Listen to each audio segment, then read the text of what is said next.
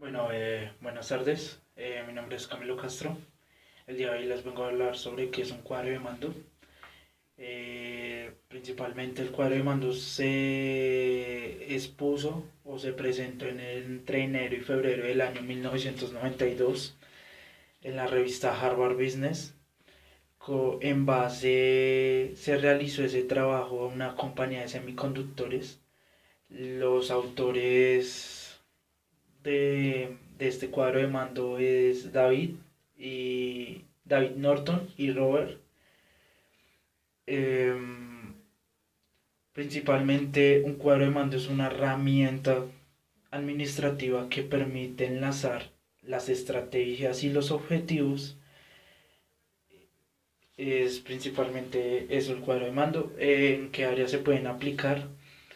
En las áreas de servicio al cliente, marketing, ventas y recursos humanos.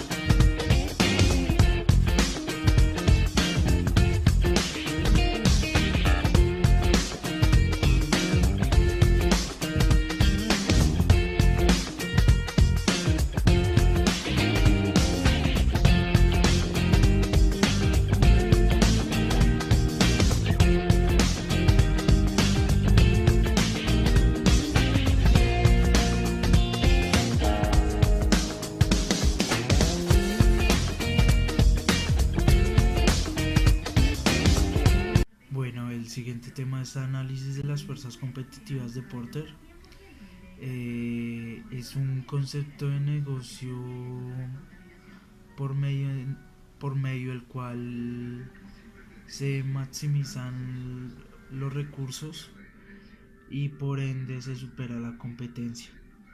Eh, ¿Cuáles son estas cinco fuerzas? Estas cinco fuerzas, bueno, una de ellas es amenaza de los competidores, eh, poder de la negociación, y capacidad de la negociación con los compradores, amenaza de los ingresos de productos secundarios y por último la rivalidad entre los competidores. Un ejemplo sería la escala de economía, otro ejemplo sería eh, digamos la empresa Coca-Cola empieza a aplicar estas cinco fuerzas con el fin de saber cómo está su marca, para verificar cómo está competitivamente y para hacer una comparación de las amenazas competitivas que le generan las otras empresas, digamos Postobón o todo tipo de empresas que sean competitivas por ende para Coca-Cola. Buenas tardes, mi nombre es Kevin Camilo Piñeros y hoy vengo a hablarles de qué es un sistema de control y sistema de control cerrado y abierto. Primero que todo, un sistema de control eh, se refiere a a un proceso que quiere corregir o prevenir alguna actividad que se está llevando a cabo. Eso es la finalidad del sistema de control. Sistema de lazo abierto. Este sistema de lazo abierto no posee retroalimentación, lo que quiere decir que no utiliza la señal de salida para regular la señal de entrada. Por lo tanto, no puede corregir errores. Un ejemplo de sistema de lazo abierto puede ser el de los semáforos, ya que los semáforos no tienen la capacidad de ver cuántos carros o si hay carros en la vía. Eh, los semáforos funcionan es por cierto periodo de tiempo, o sea, se pone en rojo por un tiempo y verde por un tiempo. Ellos no tienen la capacidad de poner el semáforo en verde o ponerlo en rojo, sabiendo si hay carros o no hay. Otro ejemplo El sistema de control de lazo abierto puede ser el de la iluminación, ya que la iluminación funciona por tiempo. Digamos, tiene una hora de encendido y una hora de apagado. Digamos, si hay un caso de que se llegara a nublar a las 12 del día o hubiera un eclipse, la iluminación no tiene la capacidad de corregir y digamos prender las luces porque, o sea, no sabe que hay un eclipse, o sea, no tiene la capacidad de respuesta para corregir el error. Bueno, sistema de control cerrado. El sistema de control cerrado, a diferencia del sistema de lazo abierto, posee un sensor que indica si tiene que corregir un error, enviándole una señal a- al punto de entrada. Ejemplo, como ejemplo del sistema de control cerrado se encuentra la cisterna. Eh, ¿Qué hace la cisterna? Digamos, la cisterna cuando se está llenando tiene un sensor que indica la cantidad de agua donde tiene que parar la cisterna para que no se riegue el agua y así genera un control. ¿Sí? La iluminación no tiene la capacidad de corregir y digamos prender las luces porque, o sea, no sabe que hay un eclipse, o sea, no tiene la capacidad de respuesta para corregir el error. Bueno, sistema de control cerrado. El sistema de control cerrado, a diferencia del sistema de lazo abierto, posee un sensor que indica si tiene que corregir un error, enviándole una señal a- al punto de entrada. Ejemplo, como ejemplo del sistema de control cerrado se encuentra la cisterna. Eh, ¿Qué hace la cisterna? Digamos, la cisterna cuando se está llenando tiene un sensor que indica la cantidad de agua donde tiene que parar la cisterna para que no se riegue el agua y así genera un control. Vengo a explicar dos temas muy importantes. El primero es auditoría. Bueno, auditorías tiene como propósito controlar el desempeño de las empresas.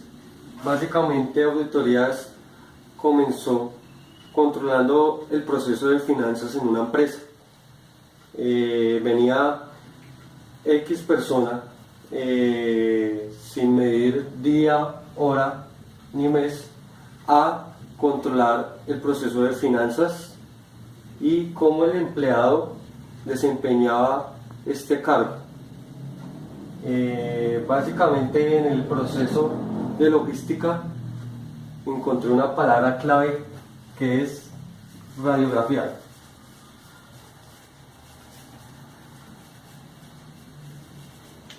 ¿Por qué radiografía? Bueno, en logística el proceso se controla teniendo en cuenta que se tienen que mirar a fondo los escalones de la cadena de suministro, desde el proceso que llega la materia prima hasta el producto terminado que ya va a ser entregado al cliente final.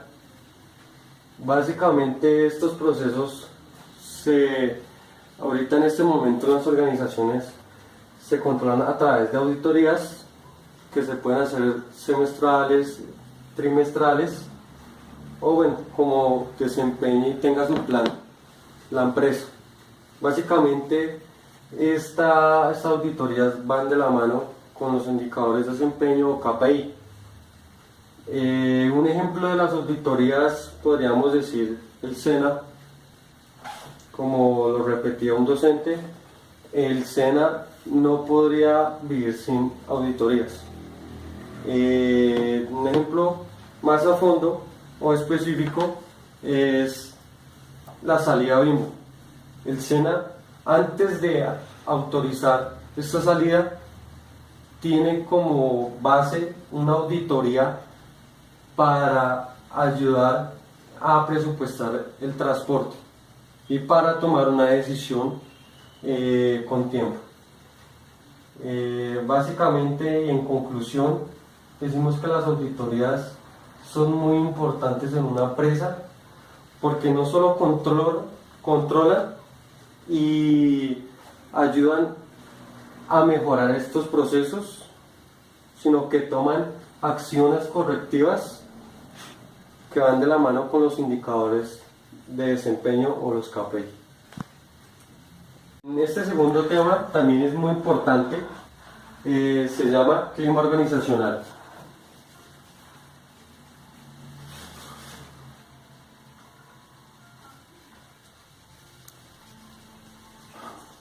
Bueno, el clima organizacional es un concepto de mucha importancia en una empresa. Básicamente, este proceso, podríamos llamarlo así, es el ámbito, la energía que hay a nivel de empleados, a nivel de personas en una empresa. Básicamente, este clima organizacional se divide por dos lados, un lado bueno y un lado malo. Bueno, en sí el lado bueno puede traer obviamente muchas cosas excelentes a nivel interno y a nivel externo de la empresa. Puede haber una competitividad excelente. Unas cosas positivas del clima organizacional es que hay conocimiento,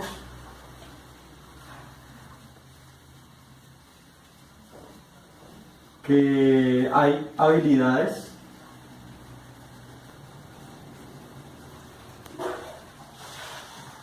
que hay un buen trabajo en equipo,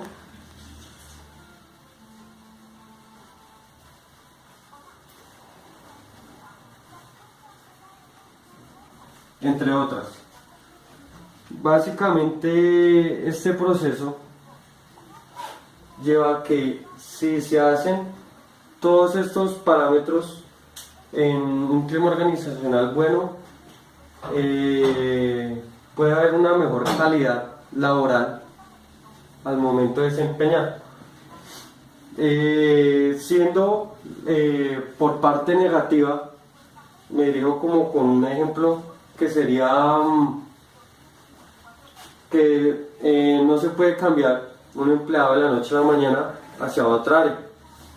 Básicamente porque tenemos que hacer un plan de acción, un plan de análisis para saber muchas cualidades y más que todo la personalidad de la persona. En sí, si se llegase a juntar dos personas que no se llevan bien, pues pueden llevar una serie de inconvenientes o aspectos negativos hacia la empresa, que obviamente no conviene para poder pues alcanzar esa competitividad, esa calidad en el trabajo.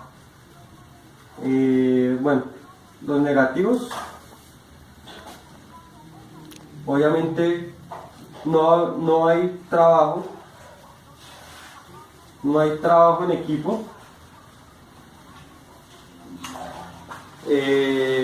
Hay chismes,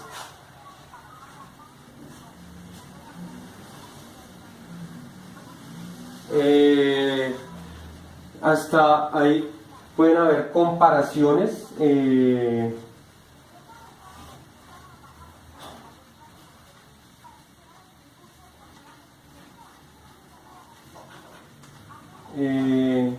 haber desigualdad. Un ejemplo sería como que usted no hace nada, usted solo se la pasa en el computador, se la pasa chateando, usted no gana lo que yo gano, usted no estudió, usted no tiene conocimientos, usted solo alza cajas, usted solo recibe órdenes y muchas cosas negativas que pueden dañar la productividad de una organización.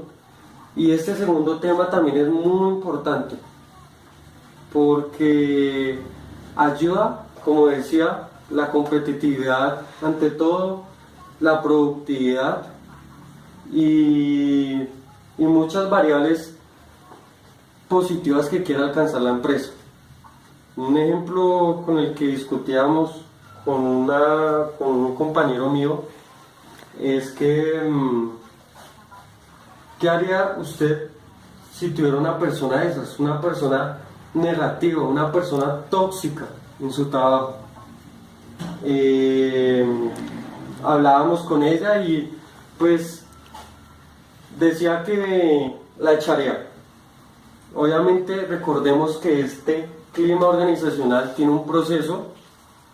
Las personas que no van de la mano, que tienen todos estos aspectos negativos, van, como decimos en el SENA, a un plan de mejora, a una cita especializada con un psicólogo, el cual deduce y aplica si esa persona puede seguir en este cargo, si la podemos cambiar, o incluso en casos peores,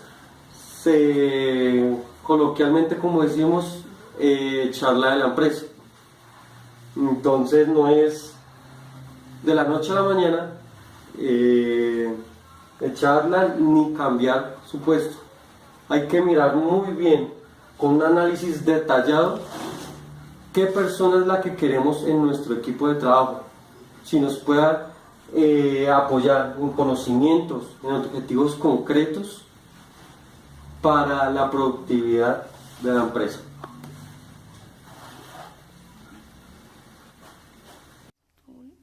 Buenas tardes, hoy les vamos a hablar sobre las 5 S y el diagrama de Pareto. ¿Qué son las 5 S? Las 5 S es una práctica de calidad ideada en Japón referida al mantenimiento integral de la empresa, no solo de la maquinaria, equipo e infraestructura, sino el mantenimiento del entorno de trabajo. ¿Cuáles son las 5 S? Las 5 S son clasificación, organización, limpieza, higiene y disciplina. Las 5 S es una técnica que se aplica en todo el mundo con excelentes resultados por su sencillez y efectividad. Su aplicación mejora los niveles de calidad, eliminación de tiempos muertos y reducción de costos. Ahora les vamos a explicar cada una de las 5 S. La primera, que es SEIRI, clasificación y descarte. Significa separar las cosas necesarias y las que no son, manteniendo las cosas necesarias en un lugar conveniente y en un lugar adecuado. La segunda, que es SEITON, significa organización. Es el estudio de la eficacia, es una cuestión de cuán rápido se puede conseguir lo que se necesita y cuán rápido se puede volver al lugar donde estaba. ¿Qué es limpieza? La limpieza la debemos hacer todos. Es importante que cada uno tenga un pequeño lugar de trabajo a su responsabilidad para que siempre lo tenga limpio. Seiketsu es higiene y visualización, esta es la cuarta S.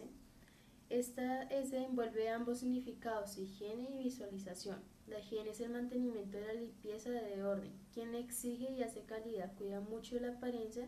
En un ambiente limpio siempre habrá seguridad. Quien no cuida bien de sí mismo no puede hacer o vender productos o servicios de calidad. La última, que es Shitsuke, es compromiso y disciplina. La disciplina no significa que habrá alguien responsable para que nos castigue cada vez que lo considera oportuno. La disciplina quiere decir voluntad de hacer las cosas como se supone que se deben hacer. Es el deseo de crear un entorno de trabajo en base a...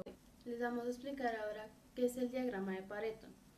El diagrama de Pareto fue creado por Vilfredo Pareto, también conocido como distribución ABC gráfico de Pareto o curva 80-20. Esta herramienta nos permite separar los problemas más relevantes de aquellos que no tienen tanta importancia, mediante la aplicación del principio 80-20 o principio de Pareto. A nivel general dice así: el 20% de las causas genera el 80% de las consecuencias. El principio de Pareto es utilizado en multitud de campos, desde la economía hasta la sociología, incluyendo la superación personal. Vamos a explicarles cómo se realiza este diagrama de Pareto. Una aclaración muy importante es que no siempre hay pasos específicos para realizarlo, sino que más bien siempre va a ser la misma, aunque el lenguaje en que se explica va a ser diferente. El primer paso es determinar la situación problemática. El segundo es determinar los problemas, causas o categorías. El tercero, recolectar los datos necesarios. Cuarto, ordenar de mayor a menor. El quinto, realizar los cálculos. El sexto, graficamos las causas. El séptimo, graficamos la curva acumulada. La graficamos en el eje Y, que es para el porcentaje acumulado. Por lo tanto, va desde 0 hasta 100%. Y el octavo es analizar el diagrama. Bueno, ahora sí, entrando ya en material, el diagrama de Pareto consiste en un gráfico de barras que se clasifican de izquierda a derecha en orden descendente las causas o factores detectados en torno a un fenómeno. De ahora en adelante hablaremos de problemas como causas y de fenómenos como situación problemática.